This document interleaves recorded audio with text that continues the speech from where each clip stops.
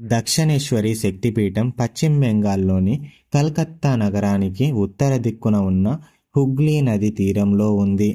పురాణాల కథ ప్రకారం సతీదేవి యొక్క కుడి చేతి వేళ్లు పడ్డాయని పురాణాలలో ఉంది. మరికొందరు ఇక్కడ సతీదేవి శరీర భాగాలు పతనమయ్యే సమయంలో భయంకరమైన రూపంలో భవతారిణి అంటే కాళికాదేవి పుట్టిందని, ఆమె ఈ ప్రాంతాన్ని రక్షిస్తుందని నమ్ముతారు. కొంతమంది ఇక్కడ సతీదేవి యొక్క మోకాలి భాగం పడిందని కూడా చెప్తూ ఉంటారు. ఈశాన్య తంత్ర, కాళికా పురాణం మరియు శక్తిపీఠ స్తోత్రాలలో ఈ స్థలం గురించి ప్రస్తావించారు. ఈ గుడి నిర్మాణం 1847లో జరిగింది. రాణి రష్మోని నిద్రపోతున్న సమయంలో స్వప్నంలో కాళీమాత దర్శనమిచ్చి తనకి ఒక ఆలయాన్ని నిర్మించమని చెప్పింది. ఆమె తన కాశీ ప్రయాణంలో ఉన్నప్పుడు 1855లో ఈ ఆలయాన్ని నిర్మించడం పూర్తి చేసింది.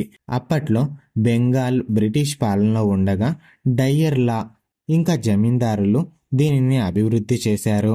అంతేకాదు ఈ ప్రాంతంలో సాహెబాన్ బంగీచా అనే పేరు గల ప్రాంతం, ముస్లిం సమాధులు కూడా ఉండేవి. తంత్ర సాంప్రదాయాల ప్రకారం ఆలయం ఉండే భూమి కూర్మ ఆకారంలో ఉండటం వల్ల ఇక్కడ తాంత్రిక శక్తికి ఎక్కువగా ప్రాముఖ్యతను ఇచ్చేవారు. స్థానిక విశ్వాసాల ప్రకారం శ్రీ రామకృష్ణ పరమహంస ఈ ఆలయంలో ప్రధాన పూజారిగా ఉండేవారు.